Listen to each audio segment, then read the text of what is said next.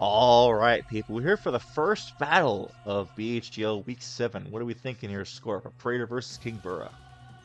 What's going on, everyone? My name is Scorpion, and yes, we are indeed back for the next recap, indeed, Week 7, and really looking forward to this matchup. As we can see, we have a lot of really cool mons on Adam's side. We have the Squawkabilly and the Saucebug coming off the bench. So there's a couple of very hard hitters against Kingbura's Sand setup. Obviously, we have the Cacturn and the Hippowdon with Sand Rush Lycanroc. So very interested to see how this is going to go. What are your thoughts on this matchup, Emerald?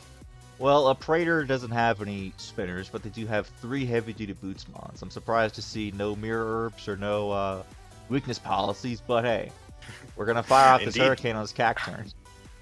Like you mentioned, this is a bit of a, not Adam-like item choices, but definitely can understand the boots. There are obviously a lot of really good rockers on this side. We're going to actually have these two Pokemon against each other who are both weak to each other's stabs, and even if Kingbura decides to terrestrialize the Cacturn into a type that is neutral to flying, might actually die to a Hurricane, because that is really strong. So, going to opt to withdraw, and we're going to see Lorenzo, the Lycanroc, come out, and that takes a lot of damage from Hurricane, holy moly. Goodness, and they have the Vacuum Wave to follow up on it as well. I'm not even sure if Accelerock can kill, but the Lycanroc just goes down immediately. One of the fastest mons on Kingbura's side that has an incredible matchup to the Prayer team is just gone 2 turns in. Absolutely, that's insane, especially because, like we said, Adam's team is definitely like quite hyper offensive, as he always kind of loves, and this season is no exception. So that Sandrush Lycanroc could have done a lot of work, but now just goes down instantly. So yeah, Primarina pretty much going to be your second best choice here. Yep, can fire off a very strong attack into whatever wants to come in. I mean, not too many things want to take this. In comes the Squawkabilly. Moonblast just kills it straight up. Oh my god, this mod is so strong. Although, having said that, Squawkabilly's paper hidden defenses, that might have not even needed the spec, honestly, to one-shot. But unfortunately, Squawkabilly just goes down instantly, which does give Aprater a free switch into the Saucebug, which has a decent matchup here into this matchup, honestly. But yeah, I'm interested to see what it does. I even like the appearance of the headbutt there, honestly. Yep, gotta have that nice Serene Grace headbutt potential for some Jirachi stuff going on. And of course, Sawsbuck is infamous in the BHDL. You know, season 1 we had the round 3, whatever. Sawsbuck early on. Classic season 1 BHDL. Sawsbuck picked on a Sun team while Walking Wake was still available, ladies and gentlemen. That is a moment I will never forget. But going to be able to catch the Cobalion coming in with a high horsepower. Very, very solid play from Adam there. But Kingbura striking right back with that Volt Switch or the Araquanid, which does quite a lot, honestly. Yeah, I mean, especially, and I always think of Araquanid as such a bulky, special defensive Pokemon, I did a lot of damage, We'll see what wants to come in here. I will say this. For some reason. Webs in this matchup are looking pretty nice for Aprater. If he can, I mean, between Braviary and Scarlet, even Sawsbuck just being outspeed everything and just get out big damage, it's gonna be clean. Absolutely. So we are indeed going to try and go for those sticky webs here, as the character decides to go for the Terra Poison, so no longer X full weak to bug, and it is going to go for the sticky web, but it does actually outspeed as well, so good speed investment from Adam's side. But on the other side of the field, we're going to see the Toxic Spikes go up on Adam's side, who does not have a Grounded Poison, so those, very, very strong hazards being traded here. Yep, no Grounded Poison, but, his Scarlet and his Braviary, 2 of his biggest Pokemon in this game, thankfully won't have to worry about him as much, but unfortunately this Piloswine does. Yep, it is going to have the Violet knocked off as well, which is probably not even going to be able to let it survive the next hit, especially because it's definitely going to be slower. We'll see if it's actually able to tank a grass move. We did see Adam staying in, potentially hoping to live an attack and go for a super effective ground move, now that the Terra Poison has made it weak to that. But yeah, I'm not sure if Kingbura is back in the grass move, this thing probably just goes down. Yeah, I agree. Does manage to outspeed, gets the Rock Slide off, actually. That was a Jacoba Berry. That is a very interesting choice. Yep. Interesting strategy there, Kingbura. That is actually a berry. That is actually a berry that hurts the opponent if they make, well, not even if they make contact. Actually, if they just hit it with any physical move, which might indeed, like you, I assume what you were about to say was to break a potential Focus Sash on Adam's team. Exactly. Yes. Interesting. Yeah, gonna find the position into the Hisuian Braviary now, which obviously threatens a 100% accurate Psychic. This will hurt, so now that this thing is no longer a Dark type, we're interested to see how Kingbura responds to this. Yeah, I mean, I can't remember. I'm assuming it's Sheer Force Life Orb, or was it Tinted Lens? I feel like if it was I Tinted Lens, the Lycanroc would have went down. Yeah, no, it's absolutely sheer force life orb. And yep, Kingbura does not have a switch and does not have a dark type anymore, so that psychic is going to be a clean, cold one-hit KO. I love Hisui and Braviary so much, man. This man is so strong, so fun to use. Yes, and like you said, I mean, it's got some decent bulk on it. You know, it traded in that speed for bulk and power, but now with these webs up, I mean, this is just a powerhouse of a Pokemon to have right now. Absolutely, those psychics and those hurricanes, all boosted by sheer force and life orb. So coming off that strong special attack as well, really, really difficult to switch into. And Kingbura, has potentially the specially defensive wall in the Primarina. But we're going to see the hurricane come off now, and as we can see, it is a very clean to a KO there. So it was absolutely not a switch in. But unfortunately, after taking the hurricane, it will be able to retaliate with a critical hit Moonblast and take the Hisui and Braviary out. Yeah, I'm not sure if it was specs and if that crit mattered or not. You know, like we said, it does have a decent bit of bulk, but it does go down regardless. However, the Sawsbuck is in. The Sawsbuck is in. Lots of trades being made this game. Obviously, Kingbura now going to have to make the decision. Do I not let Cobalion and get caught by another high horsepower, or do I risk, this thing potentially setting up a Swords Dance? And as we can see, I think Adam did actually opt to go for that. So, going to be interested to see if Sawsbuck can actually pull off a sweep here against Kingbura's team. Gets the Horn Leech off, is able to take down the Primarina. Yeah, I think the danger of taking a Moonblast. I mean, I don't even think Sawsbuck is that bulky either, Squirt. Correct me if I'm wrong, but No, it's not. It's not at all. And I think I was mistaken. Didn't go for Swords Dance, but Hornlead's definitely the safe play there. As especially with these webs up, you will now outspeed it. So if Adam did catch Kingbura going into the Cobalion with the high horsepower, that thing would have just got popped and to be killed. So making the very safe play here of keeping it around. But now this thing might potentially be in trouble against a strong fighting move. We'll see. yeah, I feel like this thing might just go down to a body press. We'll see. I mean, if it was me, Squirt, I might have had to go for the headbutt flinch chance. As we can see, that would have actually been able to do it, but Kingbura unfortunately over-predicting there and goes for a Stone Edge, and either that or he didn't have a fighting move. But yeah, Adam going to be absolutely able to come out on top in this exchange, despite the fact that the Cobalion did stay in and could have potentially killed it with a fighting move. But yeah, again, just Adam doing what he does best of what we've seen a lot this season, just staying in on bad matchups and catching people over-predicting. Yeah, and the webs being absolutely crucial there, allowing it to, because Cobalion decently fast. Usually Kingbura invests in speed, so being able to be faster and not allowing Kingbura to have the potential to switch up on the next turn, just immediately being able to kill it. Absolutely incredible there for a prayer. Absolutely great positioning there as well with the Arachne to get the webs up. And then now Sawsbuck of all things, ladies and gentlemen, genuinely in the driver's seat. Not even having a Swords Dance up, but genuinely just threatening with its stab and coverage, as Kingbura is now going to be forced to switch into the Hippowdon, which is obviously weak to the Stink's Grass Stab. Now we can finally see this SD pop off. I mean, I'm not even sure what this thing could do. I mean, it could Ice Fang, I guess. It could Yawn, but Don't forget this the thing is Hippowdon still does get body press as well. Well, it gets body press. That's crazy. It does. I think it's the problem is that he probably just has a tough time fitting it on every single time because you got to have EQ, slack off, rocks. Usually you want like a rock type move to hit the flying types, but if you can fit it, you can fit it on there. Absolutely, yes. We're going to see a Surge Berry popped. Wait, what's it called? Adam is going to be able to recover all of his health, though, on the Sawsbuck by going for that Horn Leash, but it will come at the cost of his Sawsbuck now falling asleep. Courtesy of the berry, the Hippowdon is still at full health, and now he's going to be forced to just try and wake up, but still not before doing massive damage to Kingbura's team. And yeah, it doesn't appear to have Roar this week, so it's like you've got the Sawsbuck asleep, but now how do you force it out? Crowdon comes in. I mean, Ice Beam and Freeze Dry is probably going to do a whole lot here. But they do have a nice, powerful Cerulege to come in. The Cryogonal actually does not have the, or actually is not grounded, so at least Kingbura will be able to use this thing to, negotiate his way around the webs a little bit. This is the only Pokemon he has left not affected by them, so he's really going to have to make the most out of this tool to still outspeed the remaining mons on Adam's team here. We'll see if they are packing the Terra Water Terra Blast to potentially dispatch the Cerulege. as the Chilling Water, but he's gonna SD and still be at +1.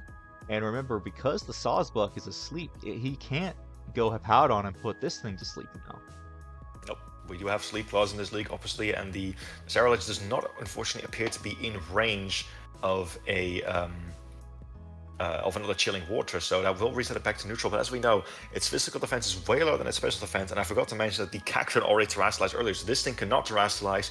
Chilling Water will come off, but it will not be enough, and the Bitter Blade cleanly takes it out. These healing moves have been so crippling. Yeah, I mean, the power of that Bitter Blade, man, the signature move of this Pokemon coming in.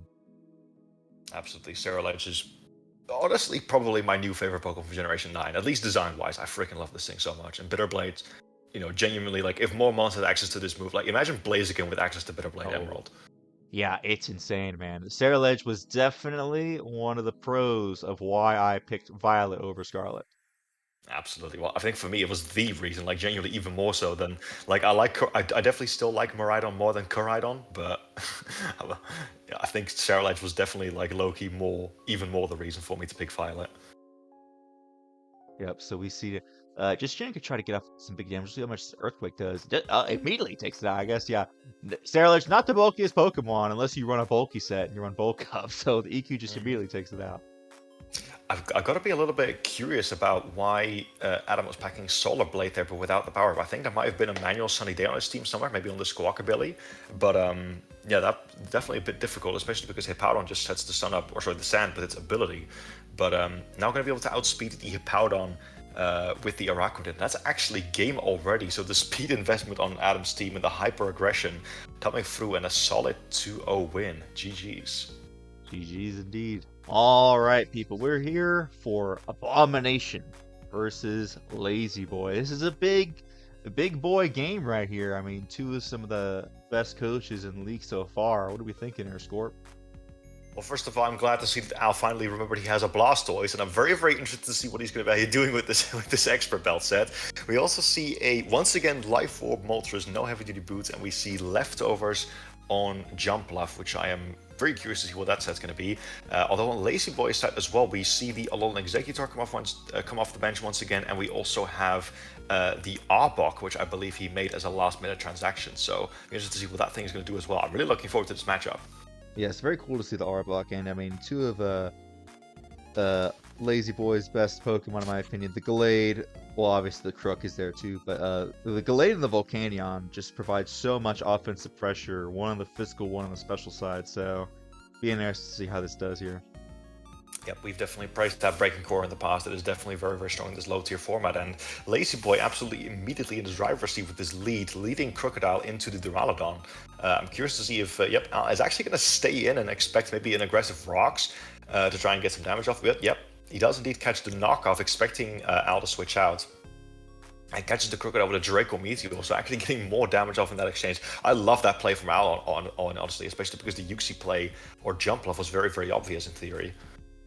Yeah, you get some nice chip off, and now you can easily go for the Uxie play. You got the Levitate for the EQ, and you've got the Culver Berry for the knock, so pretty solid here. Absolutely, definitely conditioned Lazyboi into going for that Earthquake, and he does indeed go for it. Masterfully played by Al there, knowing he was not going to go for the Earthquake turn 1 out of potentially not getting anything out of the turn, and now switching to Uxie, knowing that Lazyboi is conditioned into going for the Earthquake. So going to be able to go for some Stealth Rocks here, as we do also see, the Culver Berry for the knockoff. Always great to... I think that's actually that's definitely not the first time we've seen a Levitator with Culver Berry against Crocodile this season. It's a good combo to have, and you get those beautiful rocks up. You know you're faster. Now you're able to just U-turn out and get something else in.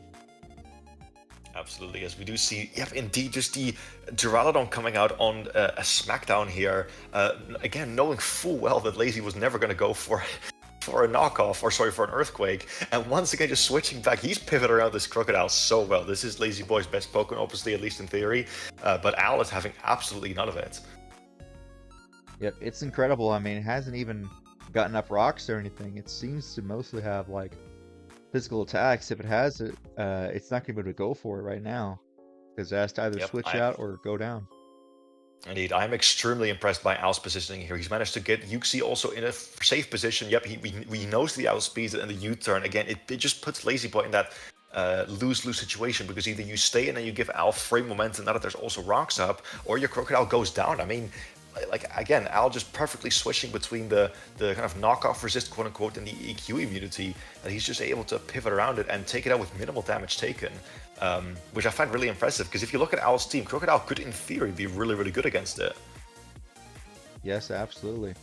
And Duraludon is back, so its Violet is knocked off, but they did manage to get the rocks up, so the Glade is in now. That's a scary Pokemon to face right here. Yep, Lazyboi going to take this opportunity to get Galate in position, now threatening a big Sacred Sword, but we do have Moltres in the back, so we'll see if Kingbura wants to go for, not Kingbura, sorry, Al wants to go for that, and indeed, just catching Lazyboi over predicting and goes for the Heavy Slam. Doesn't do a whole lot, but still, Al is playing mind games right here. He is just calling out everything Lazyboi wants to do. Again, I'm going to continue to say, but I'm very impressed by the way he's playing this. Yeah, I'm surprised that Glade is... It must be heavier than I imagined it to be. Because I would have thought that Heavy Slam did a lot more. Well, that's true, but don't forget Emerald, Duraludon's attack stat also isn't the best, even when it's invested. Its special attack is definitely way higher. Oh yeah. Probably should have just gone for the Flash Cannon then. Although Galate's special defense is also a lot better than its physical defense, so there might be a role there where it did do more damage. But yeah, and Yuxi now going to frown at the Galate. Not going to go for a Night Slash just yet. There is definitely a possibility of Galate having that on deck. But Al going to force it out with the U-turn and get some more momentum as Lazyboi switches in Florges. And I really like the Brave Bird tech on Moltres, which is presumably for this Florges, which, as we know, a lot more specially bulky than physically bulky. And he is indeed going to go for that. So really excited to see how much a Brave Bird's going to do here. Yeah, I mean, we've seen that Al is not shied away from running the physical Moltres. This week it appears to actually be a mix set with agility as well. Absolutely, I'm loving this moveset here, and we do indeed see the Brave Bird come off. Not going to do a whole lot, but it does a lot more damage to Moltres than I'm willing to bet that Lazyboi was expecting. But Lazyboi still makes the very solid play of scouting for this Moltres intentions and going for a Synthesis, which, if this, carries on, like, if Lazyboi just keeps on spamming Synthesis, this Moltres is going to wear itself down with Recoil and Life Orb damage. So definitely Lazyboi kind of, showing his response and neutralizing this threat for the time being. Yep, not much point in staying in. Gonna decide to go out into the jump bluff. It's like, all right, you want to get some health back with the Synthesis? All right, I'll bring in my Leech Seed Pokemon. It will really make this a war of attrition. Yeah, this could potentially be, if Jump Bluff does decide to Terastallize later on, this could potentially end up being a Leech Seed war. But Lazyboi now opting to keep the Florges healthy as the Jump Bluff comes back in. I'm not sure if these ones can really do a whole lot to each other. I mean, Moonblast might hurt, but Al definitely running some kind of bulky set. So let's see if he's able to just use that to get some progress here. Yeah, and Al is, he's not afraid, quite frankly, to go for these status moves that he's been willing to go for the flinches and the paras. I mean, we've got the flushed away movie here. He's without he doesn't care. He'll do it.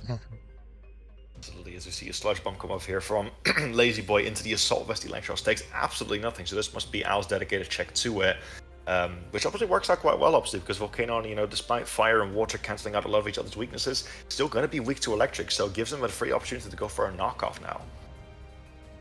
Yep, knockoff, incredible move, and these rocks still up, so any pressure that you can get on any potential switches is going to be huge here. Absolutely, we do see Lazyboi switching out, so he's going to be able to catch one of these Pokemon with a knockoff as the Alone Executor comes in, frisks the Assault Vest, which you probably already knew about, and knockoff is going to remove the Choice Specs. Ooh, I would have loved to see put it out in some work, but unfortunately not going to find its mark in this game. But yeah, Al definitely, I think, in a driver's seat right now. It seems that a lot of Lazyboi's things are getting chipped. There's no boots on his side either, so these rocks are really putting a hurt on his team as well. They're going to go for the solid 9-2 Flamethrower there. The Draco, unfortunately, misses there. Big miss damage there for Lazyboi. It's a huge miss, because as we know, this thing does not have reliable recovery, and the Alone Executor was Choice Spec, so even without that, it was definitely still a very offensive set, so that would have hurt, but unfortunately the Flamethrower into Flamethrower crit, I should add, actually, knocks it into U-turn range, and that actually takes it out for free. So yeah, Al, again, just continuing to be in the driver's seat. Bit of luck on his side as well. And yeah, now going to find its way into the Moltres. Let's see if this Glade is actually able to one-shot it, or finally make some progress for Lazyboi here. Yes, indeed. We'll see. I mean, I'm trying to remember the speed tier. No, wait, Glade is 80 base speed, but yeah, I feel like Lazyboi has sometimes run these Scarf Glades. We'll see if he has done the same thing again. As we are indeed going to go for a Stone Edge. Not going to be sharpness boosted, but that will have obviously really hurt the Moltres. But Al definitely smart to scout for that, even though Moltres is more than likely faster. And going to scout for that into the Uxie. So we'll see right now if this Uxie is Scarf or not. Sorry, if the Glade is Scarf, and it appears to be. Otherwise, I think he would have probably gone for a Night Slash. But yeah, again, just Al continuing to keep up the momentum. Now knocks off the Volcano's Assault Vest. And with this thing, with Rocks up and Paralyzed, yeah, this thing is effectively just neutralized. Yeah, I mean, this is a situation where, I mean, heavy duty boot. Well, I know Assault Vest, Volcano is very good. Obviously, it's very bulky, but these rocks have just done a number on this thing. Absolutely, I got to be a little bit, cautious or curious. I should say about no hazard control on Lazyboy's side. Going to see a bit of a malfunction from the capture card there as the Electros discharge takes out the Volcano. So 3 Pokemon already. These the Crocodile and the Volcano really haven't done much at all this game. So we'll see if this kill leader Florges is able to now make some progress finally. Yeah, if we could just break the fourth wall a bit here, you really got to get your capture card or something fixed, because next week, Scorp, it's gonna be malfunctioning so many times. Oh really? Oh god, okay. I haven't seen that battle yet, but gonna be interested to see if it has. Yeah, well, thankfully though we can watch Kingbura's side, so I guess it doesn't matter. That's true. Yeah, I haven't actually seen any of those games yet, but. Yeah, that capture card might be worth fixing. But yeah, we're going to see the Florges into the jump left standoff now once again. And Al going for that lead. See, this could potentially end up being a bit of a long war. But yeah, the Florges is going to do what it's done best most season. Start setting up with the Calm Mind. So, Al, don't crumble under pressure here. Don't lose to the Sweeper. We've seen this Calm Mind Florges before in week 1. It hasn't really been doing as much lately, but I mean, the threat is always still there, just lurking in the back. We'll see what's going to happen here. Absolutely. Al is actually going to opt to pop the Terra here, which confirming that the Florges itself is not carrying any kind of other annoying grass moves that you need to be a grass type for to be immune to them. Just had to go for the Terra Fire to indeed be resistant to a potential Moonblast, and now also gets the Stun Spore full para as well. So this Florges is just not in a good time, not in a good spot. Yeah, the hacks is just not on Lazyboi. We had the crit, we had the miss, and now we got full paras. Does manage to get a +1 Psychic off. That's big damage. Oh, that does really good damage. We are going to see a bit more leftovers recovery though, or Leechy though, excuse me. But Moltres definitely still at least has one more attack off in it. So let's see if Al wants to maybe up that for later or go for Brave Bird, excuse me, on this Florges right now. Does appear to be thinking that. I mean, if you Brave Bird, just go for the Flame. I don't want to take as much chip. It can't. But Lazyboi does manage to get the Synthesis off, so his Florges ain't going down easy. No, not at all, and we do know that it also has the Psychic as well to threaten this Florges for neutral damage. So, again, this Florges, you can't really poison it either, of course, because you have the paralysis on it now that will cripple it. But Al definitely struggling to sort of find a fast and immediate response to this Florges. So this could be the opening Lazyboi needs to at least get some damage and get some progress going in this game. Yes, absolutely. I mean, running down the timer here a bit. Thankfully, we've got the 60-minute timer. Goes for the Brave Bird. And there's the Psychic. He does catch Lazyboi going for a Psychic instead of a Synthesis now. So this thing is definitely now in range of an attack. And I did spot the, Heavy Slam, or sorry, not Heavy Slam, Expert Belt Flash Cannon on the Blastoise. So we'll see if that's actually enough to take it out. As we are going to see Al go for that now. Blastoise is obviously not the fastest thing in the world, but now that you have the Florges paralyzed, you should easily be able to outspeed it. So we'll see if this is actually enough to KO it here. Yeah, they do have those 2 Speed F boosts, so we'll see. Gonna opt to go for the Shell Smash. I mean, if they're gonna do it, now might be the time.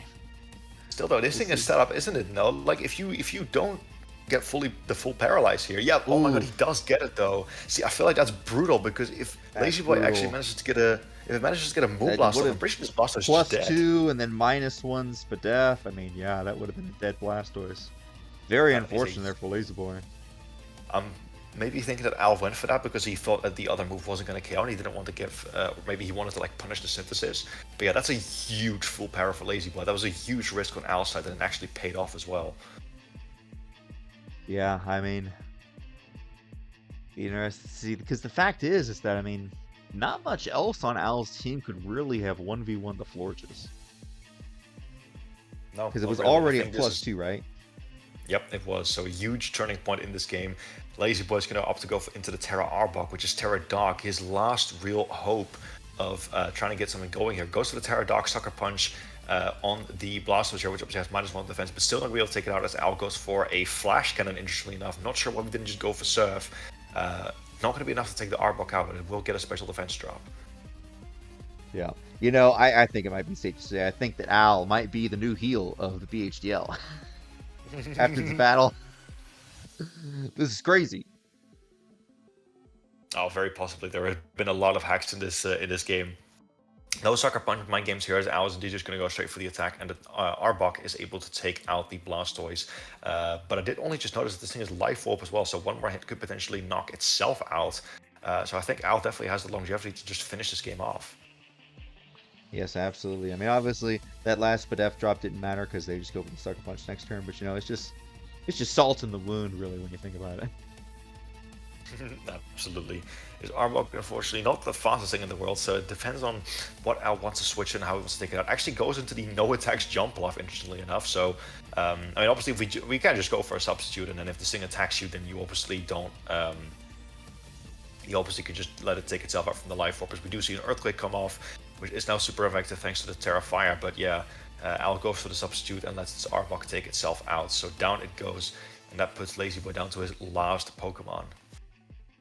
Yes, and I cannot remember who it is. Oh, it's still the Gallade. They still have the Gallade this whole time. Scarf Gallade, Absolutely. that could be a menace. Well, you're gonna have to choose what to lock into, because unfortunately the Uxie is still alive. So maybe if you go for like Night Slash, if he's packing that again, will be sharpness boosted, will be able to take out the Uxie, but it might not do enough to the jump left, which could just continuously strength tap if you lock into the wrong move here. So it's a bit like, what does Lazyboi want to go for? Does he decide to lock into something that could potentially finish the game up with a bit of luck? Or does he decide to just go for one KO and preserve differential, knowing he's going to lose? I mean, honestly, Sacred Sword might be the play, because I don't think that Uxie can really even hit it. Yeah, it goes for the Sacred Sword, and that just takes out the Electros. Yep. Well, again, even though despite being really, really strong, I somehow doubt that it actually KOs the Uxie here, but... oh, I don't think it'll KO. I think it'll 2 a KO, yeah.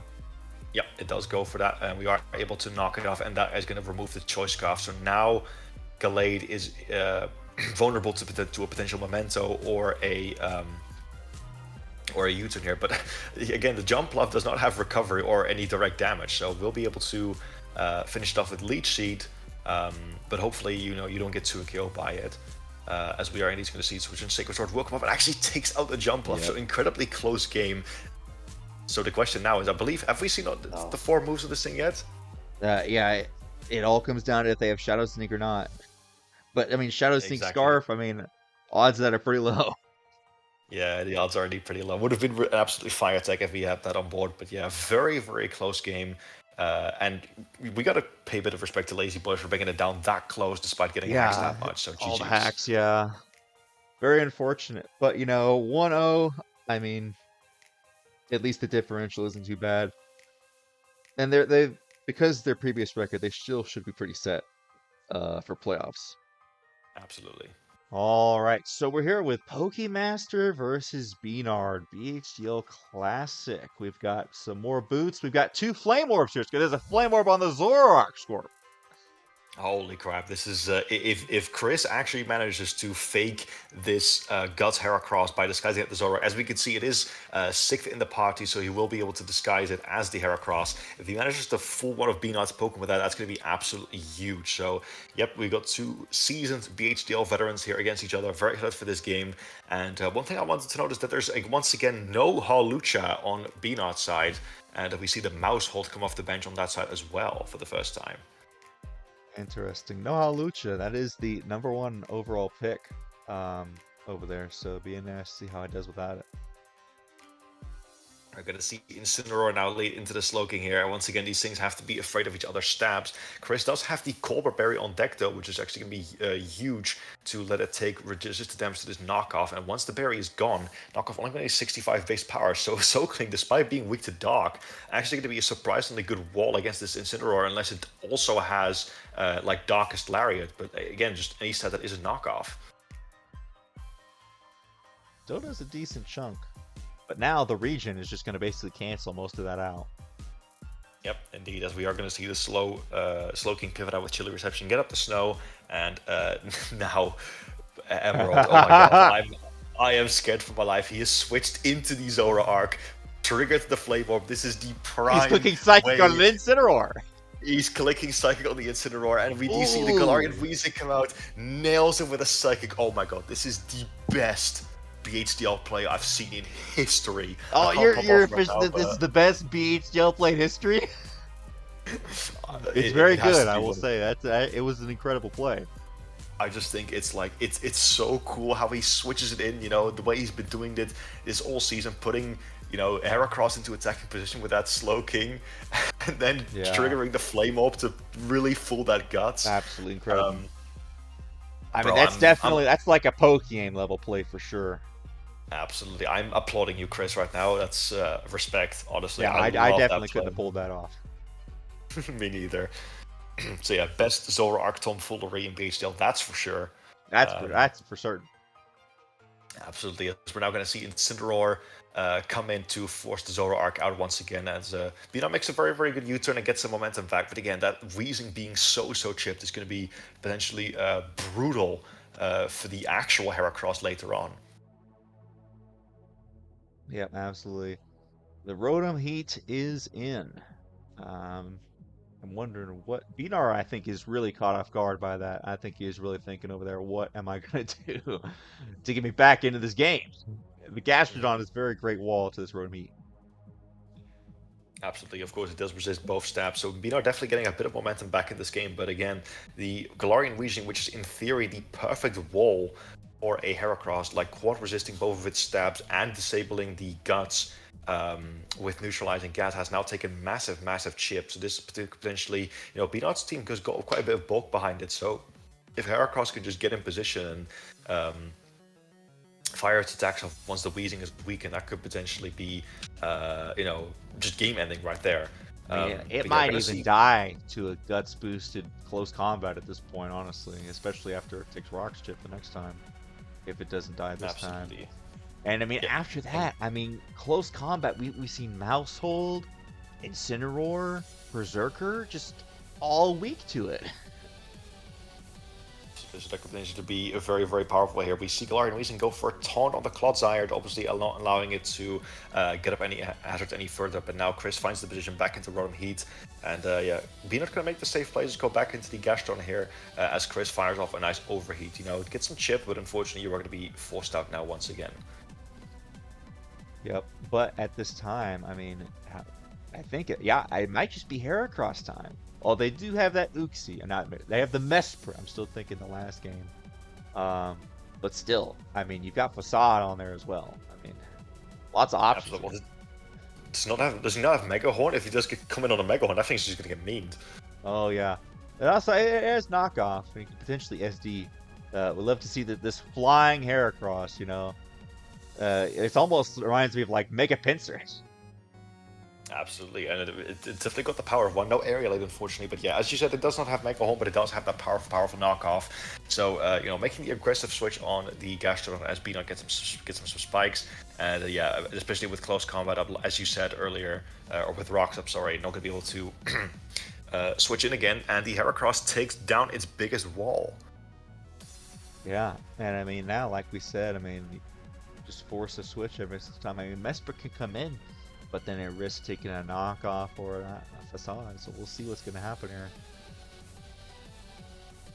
Yep, definitely a very, very tough position. Obviously, we do also have a Rocky Helmet Clodsire on Chris's side, which is going to make life from the Mousehold very, very difficult unless that Rocky Helmet is somehow removed or the Clodsire is removed. So, yep, going to need to go into the Mesprit, knowing that you probably outspeed this thing and frene with a Psychic move. So we'll see how Chris wants to respond to this. He obviously does have a Slowking and a Rotom he can go into, but nope, he decides to go for the knockoff. But unfortunately, like, yep, as I said before, Dazzling Gleam will outspeed the Heracross and take it out. Not sure if that was the correct play, but maybe Chris realized he didn't really need Heracross much anymore. I would have liked to personally see more out of the Heracross. You know, I feel like you had a whole Slowking here, but you know, I guess they didn't want him setting up with Nasty Plots and such. That is true, yeah. Mesprit definitely does have that potential to set up. I know B-Nard does like his substitute Mesprit set, so you don't really want to give that thing set free sub, especially because Slowking doesn't really have the means to break it as easily, you know?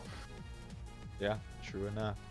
And I mean, now at this point, they have the potential to Chili out, get in the Zoroark, maybe get in the Glaceon. We'll see. They're going to switch out the Mesprit.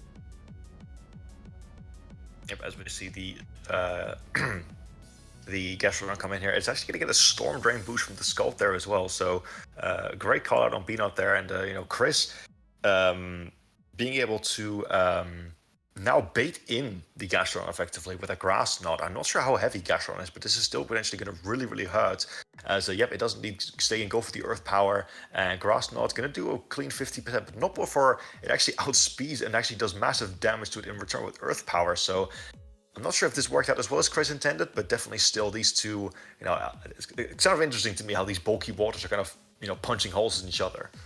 Yeah, definitely didn't work out the way. I mean, he definitely chipped it down, and I mean, he's forcing him to. If he kills him here with the next Earth Power, he can't cover. So then he can get something else in the turn after to deal with it.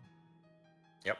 Oh, and we got B-Nard there catching, Chris catching him over predicting there, and is actually able to go for the chilly reception. And what I kind of failed to mention earlier is that the Galarian Slowking, or regular Slowking, excuse me, does have Regenerator, so is able to heal passively, while this Gastrodon, if it wants to heal up, is going to be forced to spend a turn manually recovering. And that actually gives Chris the opportunity to go into this Glaceon as well, which has the support from Hail, so able to threaten this thing up with an X-Force Super Effective Free Strike, and just in general being in a really good position to fire some attacks off. I love Glaceon being used in this way. Yeah, incredible. And it is, of course, the Terra Captain, so it could potentially get a Terra later if it so needs to. You got 100% accurate Blizzards. This is a great spot to be in for Glaceon.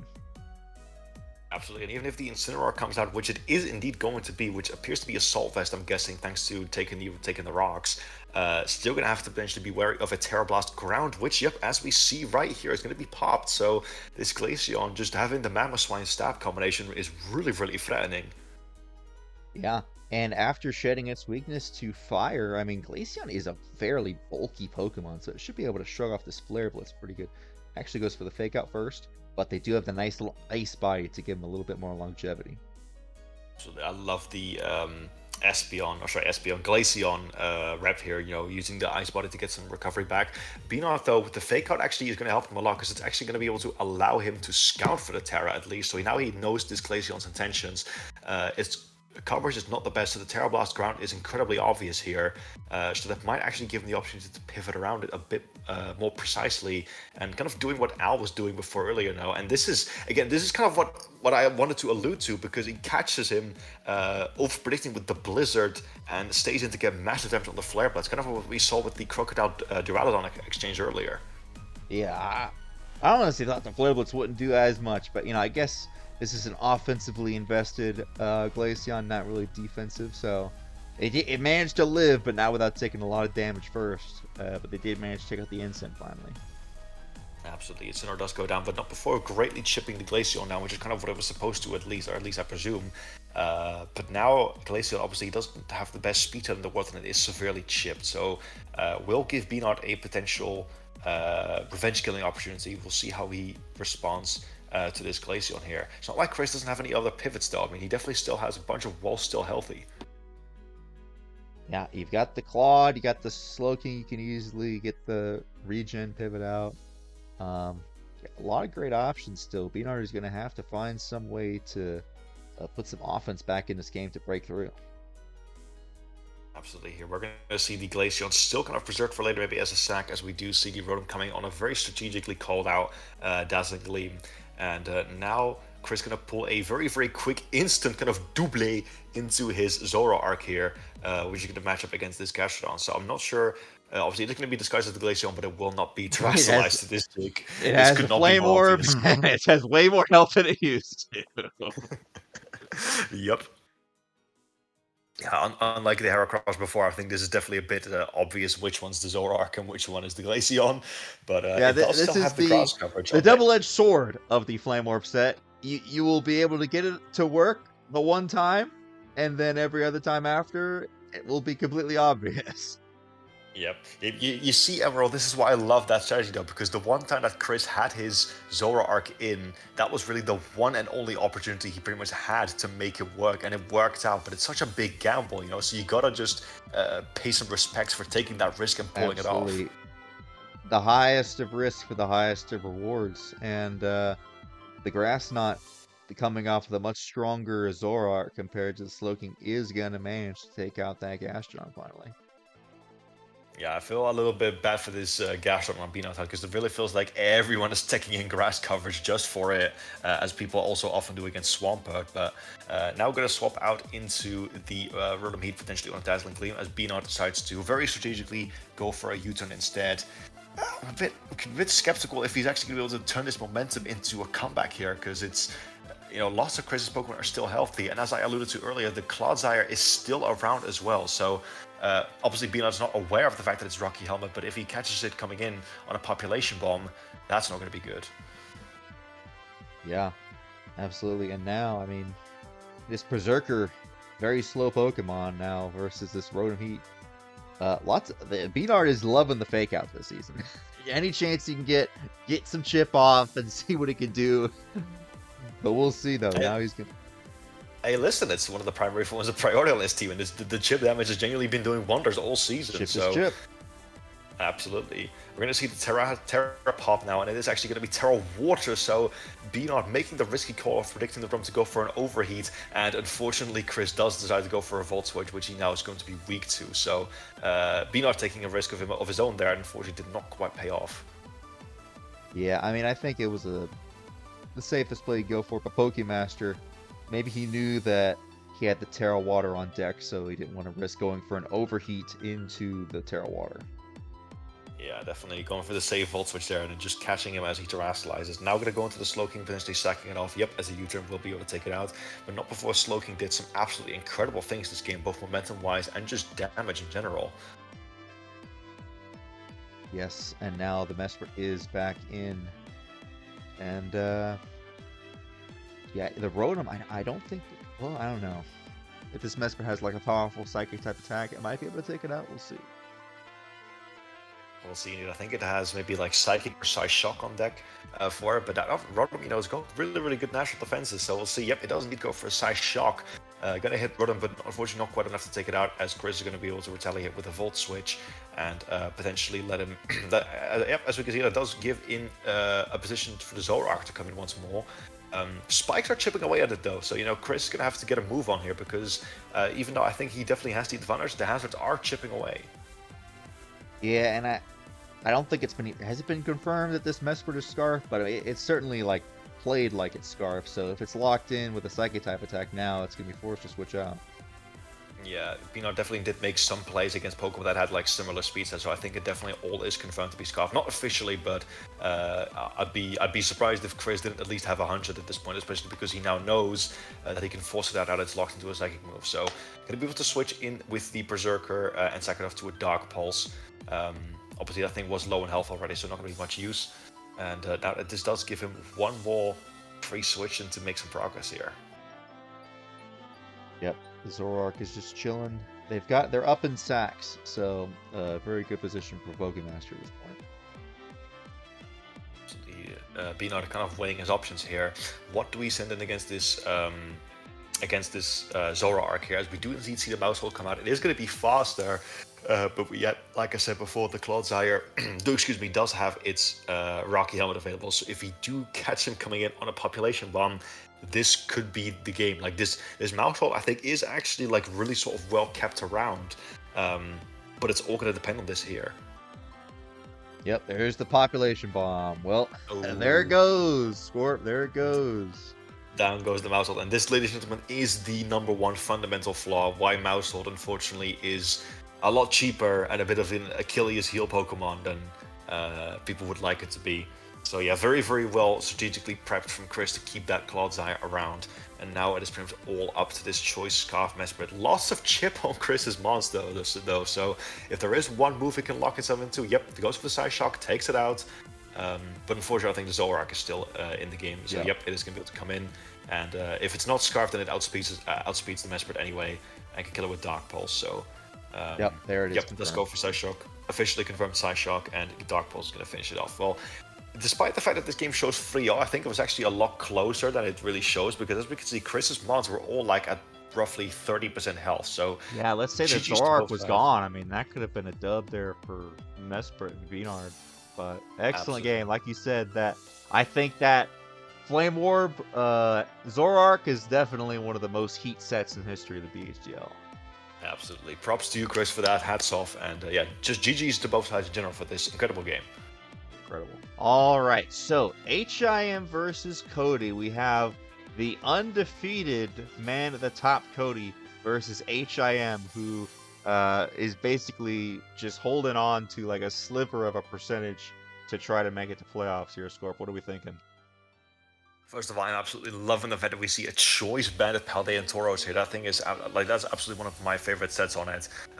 Brutally powerful and definitely going to be able to punch some holes into Cody's relatively bulky team. We also see both Terra Captains on the board for Cody's side as well. But I'll tell you what, Emerald, my number one thing at preview this game is that the Magnezone is no longer called Magnetron. It's no longer the microwave. Yeah, I know. I caught that. It's Duracell. I think he has different Magnezones. I'm thinking for the different abilities, like one for Magnet Pull, one for Sturdy, one for Analytic. Yes, I think that does this make one sense might be because Analytic this week. yep, because I do happen to know that H.I.M does not generate his Pokemon, so it makes sense that he has multiple and uses them for different purposes. But gonna be able to go for a parting shot on the Milotic. I was already kind of questioning that play because imagine if the Milotic stayed in and got a competitive boost from that right off the bat. Yeah, the very risky play there, but manages to work out for him. Absolutely, as we're going to see Kingbura up now switch into the Palmet here. Actually, a surprisingly good switch into it here, and I love the sort of curse set that we got going on. Also, the Lava Plume to potentially get a burn. So, excuse me. Actually, a very, very strong counter to this Palmet here, as we do see the bubbles come up, and it is indeed competitive. So it snags that boost of the speed boost, and this actually puts H.I.M in a difficult position right off the bat. Yeah, now they have to figure out how they're going to play around this. They do have an Assault Vest Magnezone that could at least try to force this thing out, so... But you can only come in on it so many times. We'll see, though. Absolutely, although if this Milotic is like Assault Vest and a bit offensive, like it definitely could be scary even with the Assault Vest Magnezone. And Milotic is plenty especially bulky itself, but now gonna see the Terra Popped and we're gonna see a Terra Ghost Curse. That's a fire strategy for H.I.M and a really surefire way to force progress on this Milotic, so I really like that. Scald is gonna come off, it is gonna burn, but actually doesn't really matter too much. Well, it's got the Citrus, so it does keep it out of range of Dying to Curse. Oh, yep. Indeed, great, and we are going to pop the curse now on the Milotic. Yeah, absolutely love this strategy, honestly. Just sacrificing the camera for much needed chip on the Milotic. Yep, and so now you can go the Magnezone. The Milotic is going to take continual chip, and then we'll see where we go from there. Yep, it does indeed go for recover here, but now, especially with this curse up and the electric type on the field, this is pretty much going to force Cody to switch out, which might give him a free body press or analytical boosted attack. Gonna indeed switch out, and we are gonna see the Palmot come back in, potentially with Volt Absorb, trying to absorb a move. But yeah, H.I.M making a great play of going for body press and getting some chip off in return. And I presume we're gonna see the camera up sack now. Yes, great move having the body press on there for that Palmot that would otherwise just completely wall it. And bringing in the Mach Punch. So this camera just hanging on just a little bit longer. Got some priority on deck. If this Palmot is choiced, it actually is going to be able to... Yep, Cody actually switching out, so that pretty much confirms to H.I.M that this Pokemon is indeed choiced. And great play from him there, acknowledging that and using this opportunity to get up those rocks. So this camera up, doing a lot more than I was expecting it to this game as well. Loving the way this is being played from H.I.M. As we can see, not a single Pokemon on his team has taken damage other than this thing. So, and it's like I know none of Cody's Pokemon are dying, but he's just making great progress here in general. making some great plays here. Goes for the Scald, does get the burn. That's a big burn because now this thing's body press is weakened. And I mean, the situation here, Score, is that anytime this Magnezone is in, I mean, Cody is just going to pretty much go palm on. And I mean, if he had a stronger body press, he wouldn't have been able to do that as many times. But now the body press is going to be halved in power. Absolutely, as you perfectly explained, they're very, very big. But I'm pretty sure that Milotic has actually burnt with 2 out of 2 Scald. That's why I'm personally such a hater of the move Scald. But yep, it is indeed going to be able to weaken the power of that body press here and force the damage onto the Magnezone. Luckily, he was still able to keep the Camerupt around as a sack. But Cody, because of the fact that Camerupt is still around, going to be not able to click a fighting type move here, and has to go for the double shock instead, which removes its electric typing. So now nowhere near as strong. So this is definitely a good position momentum-wise for H.I.M. Well, also here's the thing too, Scorp. If it goes for double shock and it has a Terra and it's locked in, I don't think it can go for it again. Correct? Isn't that how double shock works? It's like burn up. You are absolutely correct. It is indeed like burn up, so it can now not go for it. And I love the fact that H.I.M recognizes that and goes into the Magnezone to go for that Volt Switch, because even though the target in front of it is immune, he is completely forced to switch out, otherwise it's just going to struggle. So, or maybe the move fails, I'm not too sure how it works in that regard, but yeah, H.I.M, again with the analytic boost, he knows that Cody is forced to switch, so he knows he can get this free big momentum grabbing Volt Switch off, as we do indeed see the Hisui and Gudra come out, and yep, gonna be able to force to take rocks and a nice little Volt Switch. Chip is chip, Chip is indeed chip. And now, look at what we have here. We've got a Banded Tauros, Scorp! And now the Banded Tauros comes out. I love this positioning right here. This is beautifully played from H.I.M, taking real big advantage of the double shock there. I'm willing to bet that was not worth it for Cody at all, especially because all it did was finish off a 5% camera up. So now, Banded Close Combat, the Hisui and Avlok has not Terrestrialized yet, so there's no Ghost immunity, and it does so much damage to the Milotic. I love in this. Yes, this is absolutely beautiful here. As now, I mean, you could just easily finish off this Milotic here, and they are going to try to switch out. We'll see what happens here. Yep, as we are going to see the Espeon come out here, but yeah, Rocks plus the Bandit Close Combat, it just actually takes the Espeon out with a critical hit. Oh my god, this one is doing so much freaking damage, and this bull is so strong. I'm loving seeing this in action, honestly. This is so sick. Yeah, I think that crit might have mattered, but I mean, you know, the burn, hacks goes around, comes around, but this Tauros is just absolutely putting in work. Yeah, from the whole, I'm willing to bet that Cody is having some regrets about going for that double shock now, because it just meant so much. Like, it put both the Milotic in range of rocks pretty much, and the Espeon is just completely like down and out. So we're gonna see another double shock come out here as the Alolan Persian comes in, and you know, it has quite good defensive typing, or not defensive typing, but you know, Fur Coat really helping out in that regard. So H.I.M is playing beautifully around this Pomod. Like, I almost want to say that this Pomod has done more for H.I.M than it's done for Cody. It is still an annoyance though, because this Pomod being around means that this Magnezone can't put in nearly as much work. I mean, think about like the Milotic and like the what's it called? The Hisui and Avalugg, it's 4 times weak to Flash Cannon. Well, this Gudra, I guess, also is kind of a wall to it, but if it hadn't gotten the burn, then it would have been able to hit it hard with Body Press. Absolutely here, and H.I.M once again recognizing that Cody is going to be forced to switch out and goes for the Partic Shot, which brings Tauros back in, dude. H.I.M is absolutely. We just keep on bringing it, just keep bringing it in, just keep spamming close combat. Absolutely, brother. This is what we love to see. This Gudra cannot Terra, it cannot do anything. The Sweet Avalok, as we said before, has not Terrestrialized yet, and is actually opts to go for an Earthquake right now instead. Let's see how much damage that's going to do. But yep, the Milotic is going to be forced to or be sacked up. It is actually booted, interestingly enough, as well, which is why Cody kept it around as a sack, which is a great play. But now the Earthquake is going to force it to go down, and that brings in the Avalok. So now this is Cody's opportunity to terrestrialize this thing and potentially make it able to switch into Tauros. If it is Terra Ghost, it can actually take Raging Bulls exceptionally well. Yes, however, I do believe the other Terra is Terra Water, and if it does do that, that just really opens it up for the Magnezone now. Oh, as we do indeed see Terra Water, yep, great call their Emerald, as we do see the Rock Blast come in. That's actually not doing anything at all, really, but I still do really like Avalok's position in this game, because now that it's not got a god-awful defensive typing anymore, it can definitely walk the majority of H.I.M's team, and Magnezone can't switch into it freely in fear of a body press either. Yep, it does, however, now have the opportunity to potentially go for a Rapid Spin here. It just continues to go for Rock Blast, though. It does. Cody does not like this cat. It would seem he really wants this cat gone. Yep, indeed. As we are now going to see the knockoff come out from H.I.M. They're potentially removing this thing's leftover heavy duty boots or whatever it has. I think it does have heavy duty boots. Yeah, because we didn't see it take Stealth Rock ship and they are still up. But I'm able to remove those now. And I gave that critical hit did absolutely nothing. But we're going to see the Mountain Gale now. And this thing lives on 1 HP. Are you kidding me? And now it's going to parting shot. So the cat is still alive this far in.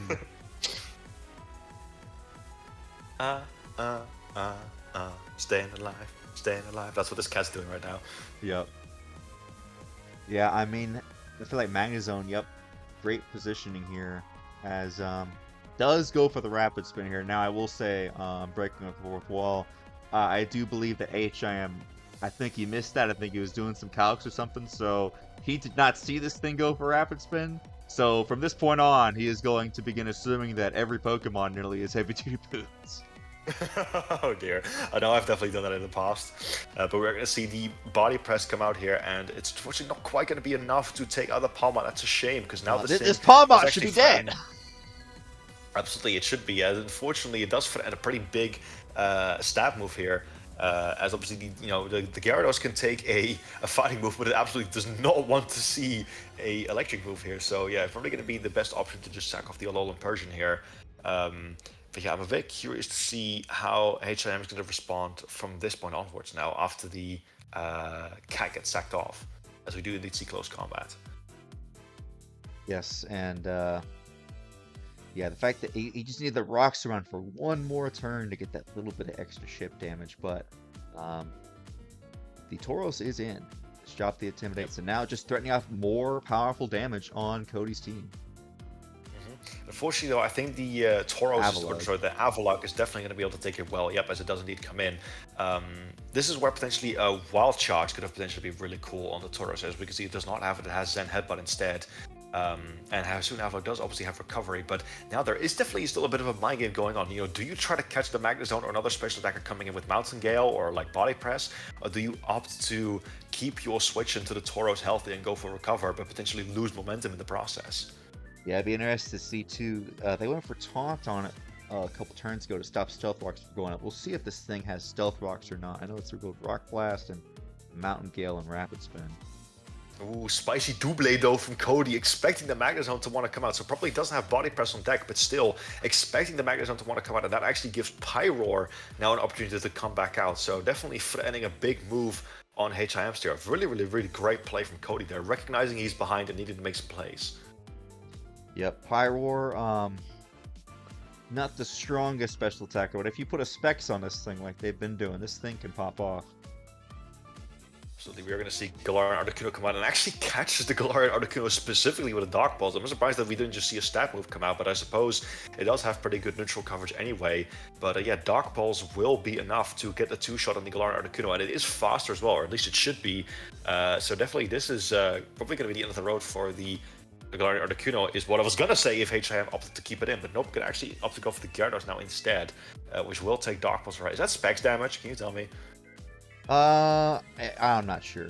I'm debating it now myself. I know that Gyarados has pretty good darn natural SPDF, but it does, yeah. I don't know what it is, honestly. Alright, H.I.M considering a spicy double of himself here. Maybe, obviously recognizing that the Hisuian Avalok can also very, very easily come into wall this Gyarados here. Yep, as he does go, as Cody doesn't need to go into these Hisuian Avaloks, so some very, very good double. We've had some couple of replays. Lots of mind games. This is a very intensive mind game here. As now we once again have to think, are they going to go Palmot or are they going to stay in? Absolutely. What I absolutely love about this game in general is just how, in the past, we've seen a lot of coaches pulling doubles that just haven't worked out. But in this game, both coaches are really strategically pulling them and using it to gain momentum back on their side. As unfortunately now the overprediction on H.I.M side, going for Body Press that the Avalok gets a recover off. So now, thankfully, though, it is just out of range of that sturdy. Potentially going for a flat. The thing is, they just don't want to have the Palmot come in and get the healing, because then it's going to stick around for even longer. Yeah, you absolutely cannot fault H.I.M for going for that. And now, dude, I love the that. The Palmot's finally gone. The Magnezone is unlocked. Yep, they're the Cody's tried to condition him, by staying in once, catching the body press, and then strategically switching into the Palmot. But H.I.M is having absolutely none of it. And, Cody will get the Pyro in now, but he was able to dispatch the Palmot. So again, H.I.M still continues to play this match very, very well, in my opinion. Absolutely. And now, you're going to be forced to switch here again. I mean, this Magnezone is absolutely crucial for dealing with that Avalon, because otherwise some of these guys might just get walled out. We'll see, though. Absolutely, we're going to see another Dark Pulse come out. I'm wondering why we're clicking Dark Pulse specifically. Maybe once again expecting the Galarian Articuno to come out, but Gyarados will be able to find his position back in now. And maybe potentially go for a Dragon Dance, maybe try and go for another double into the Hisuian Avalon, because obviously, again, while that thing is around, you really can't do anything with this Gyarados, or even the Tauros for that matter, so you need it gone. Pulling another Double here out, but Cody actually just stays in, pulls an Aprater 54, and just attacks it with Dark Pulse. Yeah, it makes sense. They don't want the Dragon Dance up free. Absolutely, and I also think that I think that was a good play from both sides, though, because H.I.M also acknowledges that the Galarian Articuno, all it's really going to be able to do at this point of the game anyway is threatening that Hisuian Avalon. Obviously, it can't really do much to the Gudra either. So that double, even if he gets it wrong, still not going to be the worst position in the world. So I definitely think he did still make the right play. But now, again, we're going to have to deal with the Hisuian Avalon somehow. We are put in a position where we can click close combat, but it's not going to be enough for it to a KO here. So be interested to see where this goes from here. Yeah, and you get this the defense drops.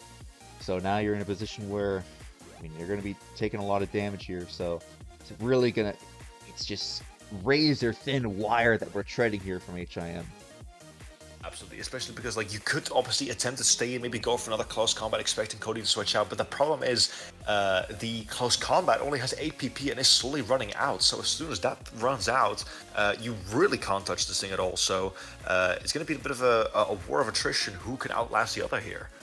Yep, decides to go for the discharge here. They do have the sturdy back, so we'll see what they want to do here. Once again, playing mind games here. Do we stay on a body press or a flash cannon and take absolutely nothing, or do we? Oh, we do need to catch staying in. He dashes it all the way down to sturdy. Big discharge. As Cody goes for a nice little save recover to Scout. Still definitely healthy and obviously get burn chip, but that discharge was definitely huge. And now you give H.I.M this free Volt Switch now that this sturdy is no longer up. So I think that discharge could have honestly been the big turning point of the game, because now we're going to Volt Switch and we're going to go back to the Tauros, and I don't actually think now it's 2 Avalon takes 2 close combats. Exactly. Absolutely incredible here for H.I.M. They still have 4 CCs. That might be all they need, Score. That might be all they need. They only have 3 Pokemon left. I think that is exactly what they need. Yep, and we're going to see the close combat come up, and it is indeed a 2 KO. So Hisuian Avalon not going to be able to take that. Cody does opt to keep his Hisuian Gudra around, though, so another close combat does finish it off, and the last 2 Pokemon are in range of it as well. Now, the Pyroar, I'm pretty sure, is faster than the Tauros, though, so before H.I.M can finish this game, he's going to have to switch out to reset the defense drops and find another way to bring this thing back in. It's no problem. Sack off the Magnezone and bring it right back in. Yep, right you go, as the Magnezone does indeed come in. It's done its job. Again, that discharge is huge on the Avalon. Really big fan of how H.I.M used Magnezone this game. Hyper Voice is going to take it out, but now we're going to find a position into the Gyarados, which is now also completely unrestricted with the Avalon finally gone. Yeah, gonna opt to go for this Moxie Gyarados in-game here. Very interesting to see. Yep, goes for an Earthquake, potentially covering for the Hisuian Gudra. You don't really lose a whole lot from it as well, unless you get Dark Pulse flinched, as we do indeed not, and we do see the Earthquake come off. So great play from H.I.M. We're going to see the Moxie trigger on the Pyroar's KO, and now it is Hisuian Gudra versus the world, which I do not think can take on these massive behemoths. These Gudra Hisui's worst fear: physical attackers with ground and fighting coverage.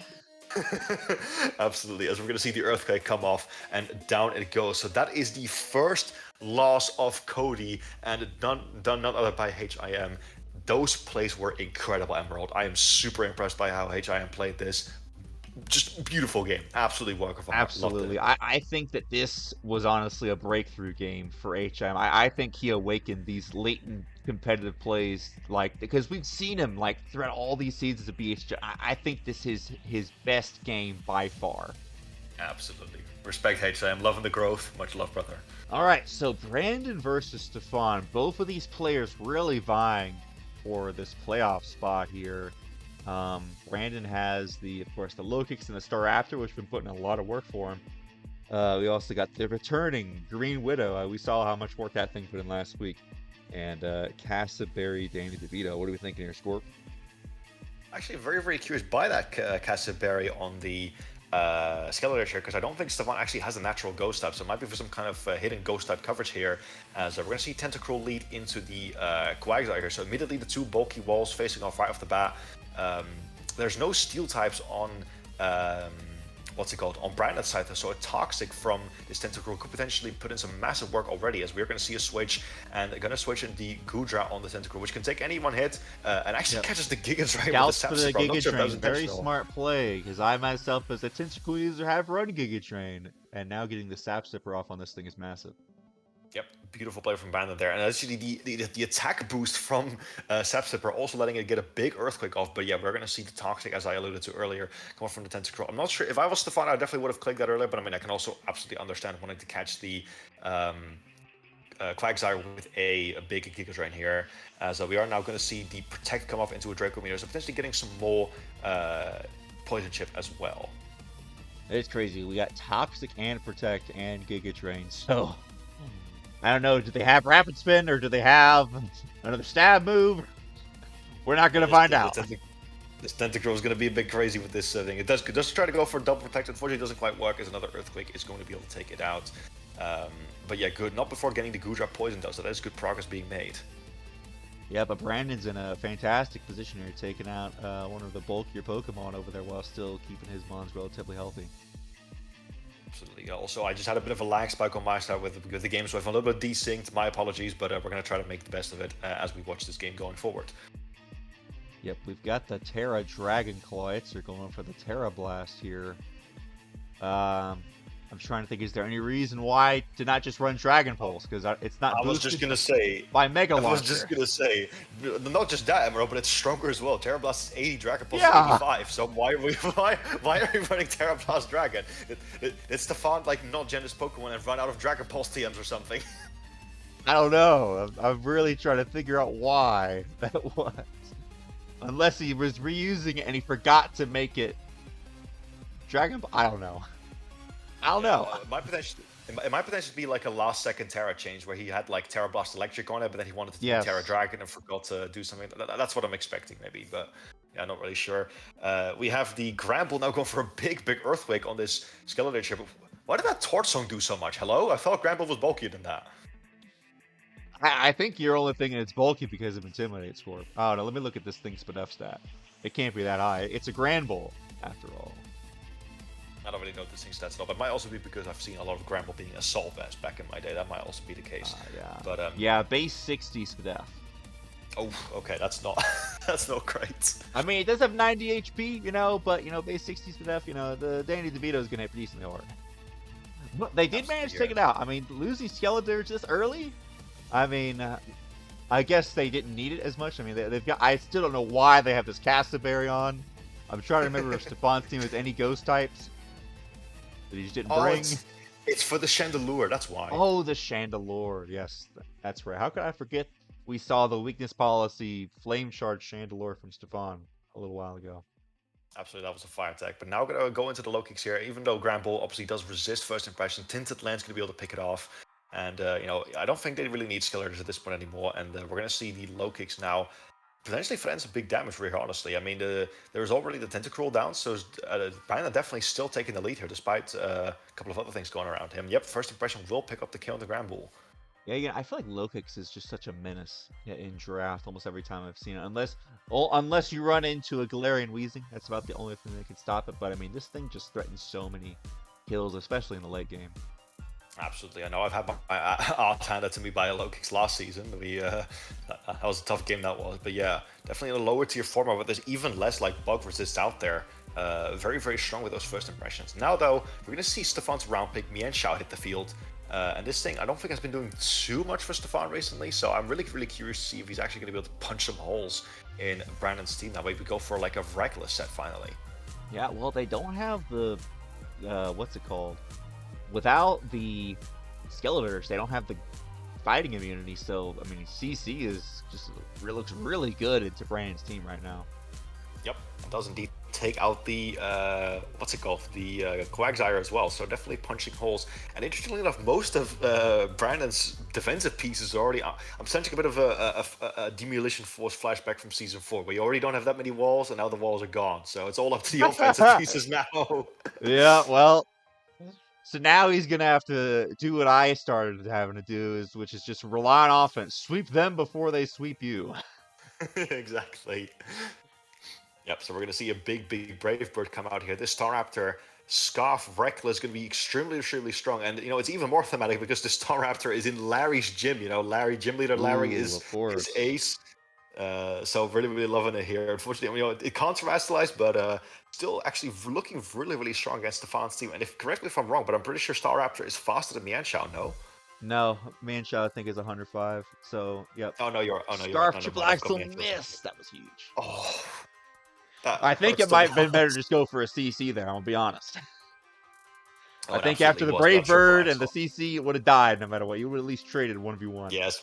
If the CC yeah, we literally, brother, we literally acknowledged like 5 minutes ago how strong that CC was at this point. So yeah. Yeah, very unfortunate there, as they do have the Endure set to potentially get a Sucker Punch off here. Oh, Custab. We're going to see a Sucker Punch here. Ooh, Endure Custab there. Yep, we are going to be able to outspeed this Staraptor now as we see the outrage. I don't know why. Oh, because the Gudra. You know, I applaud you, sir. The outrage for the Gudra, not too shabby. But they do unfortunately have first impression. Yep, there's the first impression coming in once again. And I think, wait, is this Stefan's last Pokemon? No, it's not.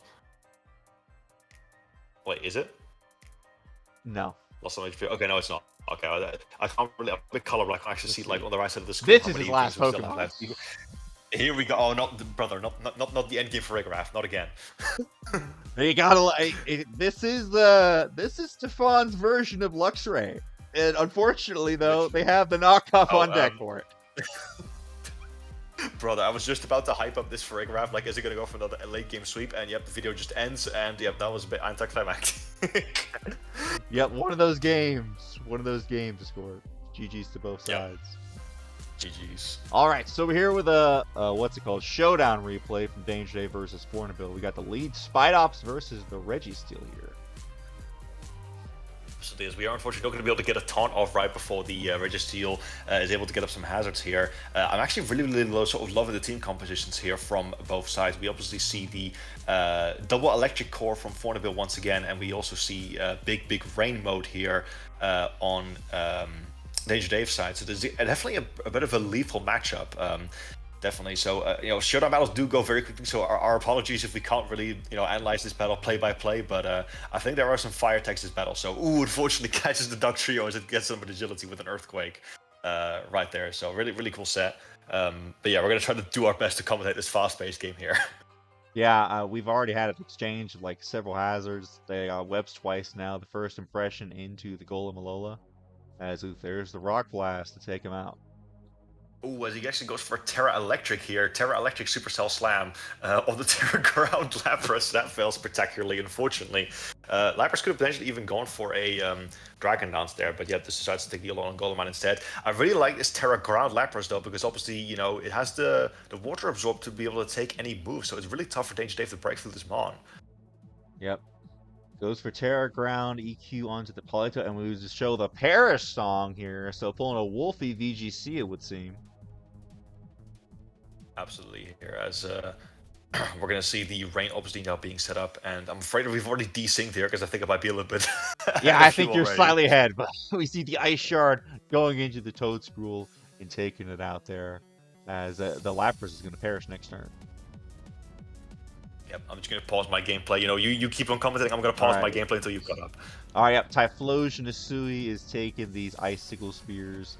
Let's see, took about down to 34%. But now the Aqua Jet is gonna take it out with the critical. I'm not even sure that crit mattered in the rain though, as Regieleki comes in.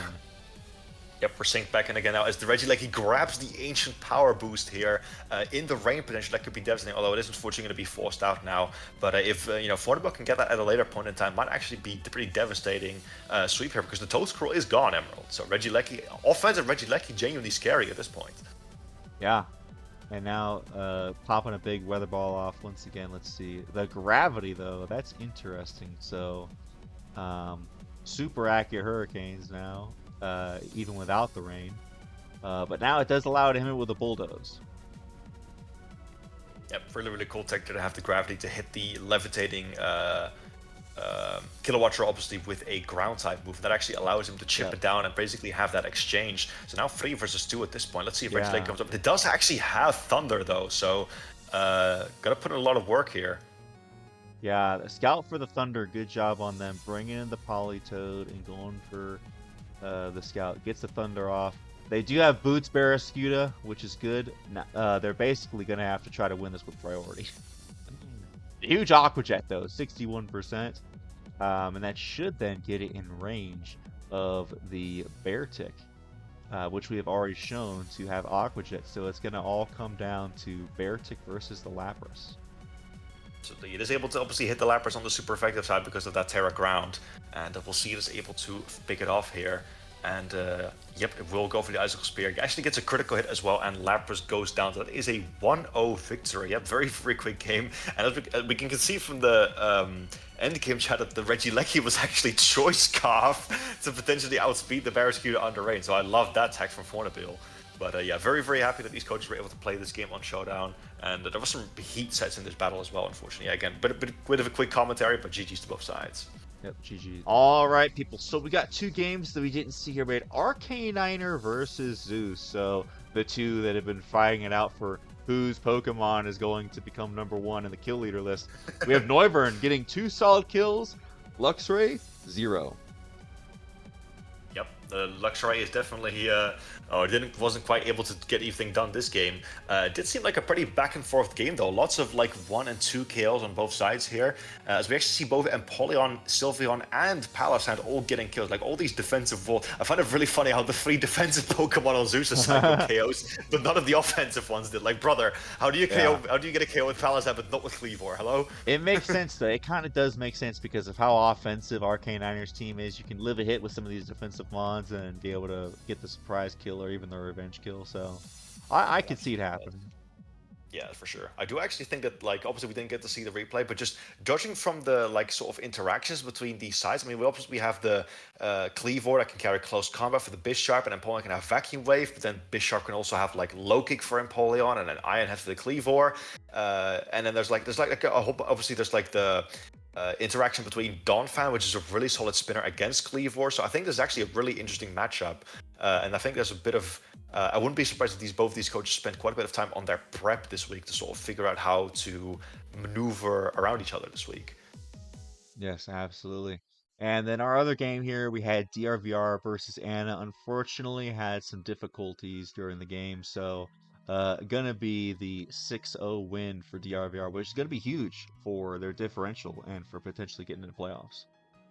Absolutely. DRVR has definitely been playing like well recently. Obviously not in this battle outside, but like outside of that, because we didn't get to see this game. But he's generally been like climbing back up. He hasn't had a bit of a rocky start to the season, but as we'll get to in this annex here, I think he's definitely crawling back, and this win does help him out a bit as well. Yes, indeed. So now if we take a look at our standings over here, we could see Pokemaster has managed to surpass Cody here, just barely, after that loss versus H.I.M. So we got the 2 6-1s, the 2 5-2s. We got 4 4-3s, all fairly close, and then 4 3-4. So we got all this fighting and contention for the playoffs. It's a lot closer than I imagined originally. Absolutely, there's a lot of assists. Like as we can see as well, the lowest differential is -7, and the highest one is +6. So there's actually really no big gaps in differential here either. And the 8th and 9th seed also sitting on that dead zero differential, just with a slight difference in record here. But yeah, all these coaches still very much fighting. Obviously, at this point, I think we can safely assume that Chris and Cody at least are locked in. But the rest of this all is like a big fight for not only the entry ticket into playoffs, but the seeds as well. Because as we know, higher seeds do get control of who they choose as their opponent in quarterfinals from the lower seeds. So definitely still a lot, like everyone is still fighting for something these last 2 weeks. Yes, absolutely. And so now we could take a look over here at our B.Nard once again running the numbers for us. And it looks like Cody, Lazyboi, Pokemaster, and Al have all 100% locked in playoffs, actually. So interesting to see here. But look at all this. We've got Anna, Brandon, Kingbura, RK9er, DRVR, Captain B-Nard, and Zeus, even Stefan, that all have a decent chance, at least still. Obviously, Stefan not quite as much. And look at Brandon. We got the before and after. Brandon's percentage actually went up a good chunk. You know, we think back to where he was after the loss due to the missed Terra, and how he's just been able to continuously just claw his way back week after week. Absolutely, bouncing back, just finding that morale, and obviously his the improvements to his team, I think, no doubt have made his like just in general his mindset a lot better. Obviously, you know, I think we did get to see, you know, we didn't watch it during the recap, but we did get to see the game between Brandon and Anna when that Terra unfortunately happened, and I believe Brandon did narrowly win that game as well. So he's technically on a win streak right now, at least in terms of like just, you know, like what actually happened. So definitely still has the potential to bounce back. And as we can see, he's got very solid playoff chances here. So hopefully we get to see Brandon in playoffs, which I think will give him a very solid shot at winning the BHDL for the first time.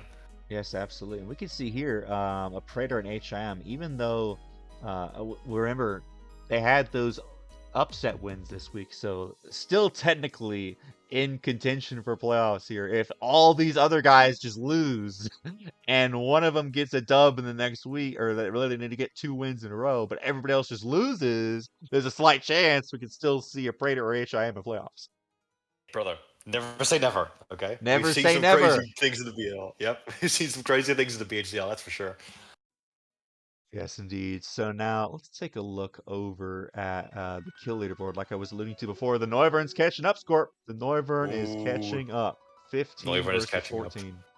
Yep, as I said before, I've absolutely been really enjoying the way that Arcanard has been using the Noivern this season, and it has also had 2 KOs in that last match that we didn't get to see. So definitely, again, probably getting the calls right and getting the right things weakened. And yeah, I mean, impressive to get 2 KOs while there was an Apollo on the board. I'm wondering if he managed to hit a focus miss or 2 during that game to muscle through those walls. So, and look else what we got here. We got Tauros-Blaze actually making a rise up after getting all those kills in the last game. Brandon Skeldurge, the Zoroark also doing good. We got Braviary Sui and Scarlet climbing up. So, lots of underdogs that have managed to climb out their way up here.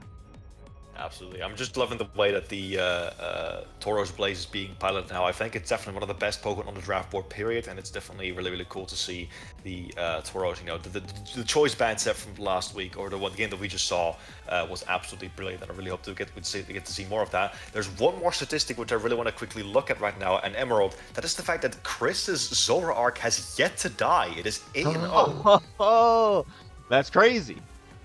That's insane. I didn't see so. it's what's it called? It's kill to death ratio is perfect. 8-0. So it'll be very interesting to see if And Chris it's done all that. Look, it's only come to 3 games. Yeah, so that's crazy. So again, the 8 KOs in 3 matches is absolutely incredible. And yeah, I think we can safe to say that Chris is really pulling his weight there. And he's also currently like first in the standings. So there is very much a possibility that Chris can just end this season with a deathless Zoroark if he plays it carefully. That would be sick to see. I don't think we've ever seen that. I mean, if I'm allowed to say that, like, I think I had a Zapdos in season 4 that had like 2 deaths when I won that season. But definitely not 0. So go for it, Chris. Yeah, and this is an offensive Pokemon. So pretty crazy to see. Absolutely, yeah.